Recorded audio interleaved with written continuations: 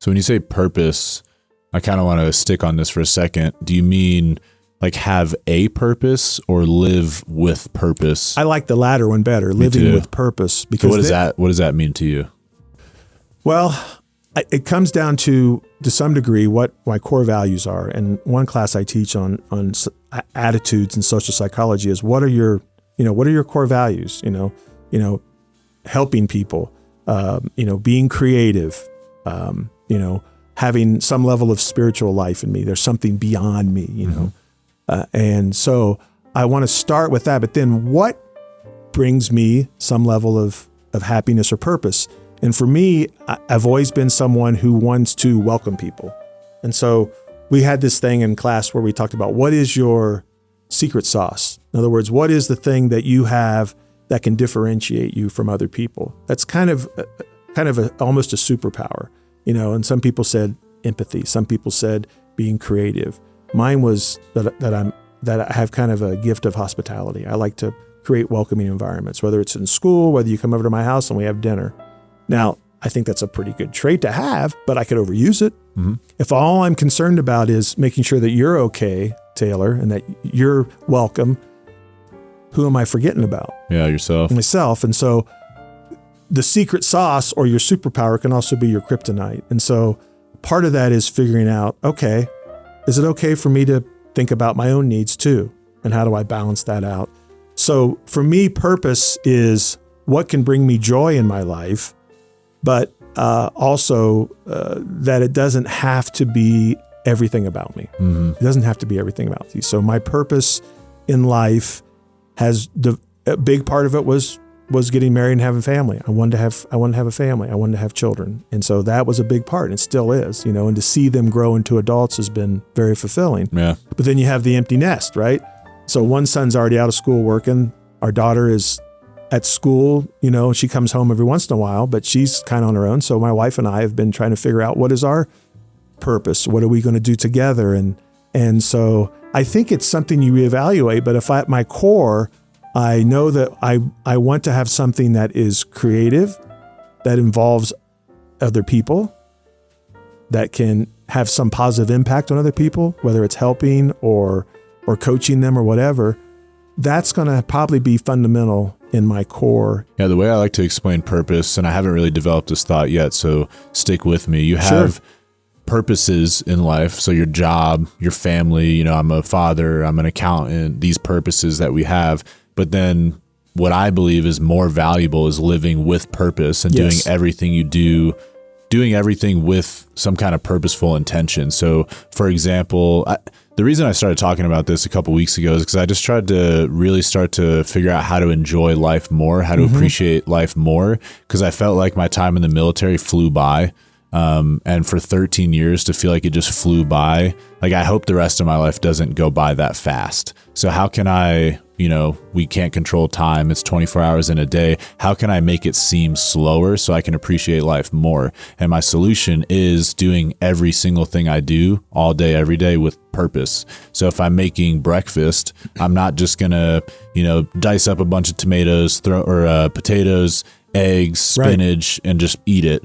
I'm going to make all my cuts with purpose and make sure my potatoes are diced evenly as I'm frying them on the pan. I'm going to make sure they're browned perfectly. We kind of get into maybe a little bit of OCD, but I just think living with purpose kind of resembles that in a way. Right. It's every single thing you're doing is with purpose. So if you meet someone at a cafe and you like their shoes, tell them you like their shoes. Ask them why they bought their shoes. Tell them about your shoes. Live that moment, that experience in that cafe with purpose. It's kind of difficult to understand that in a way. But do you know kind of what I mean by that? I do. And one thing you're talking about in this idea of intentional eating, and that's one of the other things I did during COVID was I tried to figure out what I wanted to lose some weight. And so there was a program that was using cognitive psychology, and basically what they were doing was they were teaching you how to be more intentional about what you eat, both the food you're eating and the experience. So I love to cook. That's another thing I like to do. Me too. And so I like to create an environment where we can enjoy each other around the table. Sorry about that. But I also want to have really good food, and I want to enjoy it. Yeah. I want to savor it. And so not only are you intentional about how you create it, you're also enjoying the experience. You don't eat super fast. You really enjoy it. Like, wow, this is really good. I'd never had this before. This is really, I'm enjoying both the food and the company. And you're right, that intention, when I'm doing something, whether I'm taking a walk with our dogs, we're enjoying it. We're enjoying it. And that's where the horses have been really helpful for me, is that they're concerned with right now. Mm. And so I've been caught up, with things that happened in the past sometimes. And I've been thinking about, what am I going to do in my future? And at the same time, I'm thinking, well, am I so ahead of myself that I'm not appreciating the moment? Right.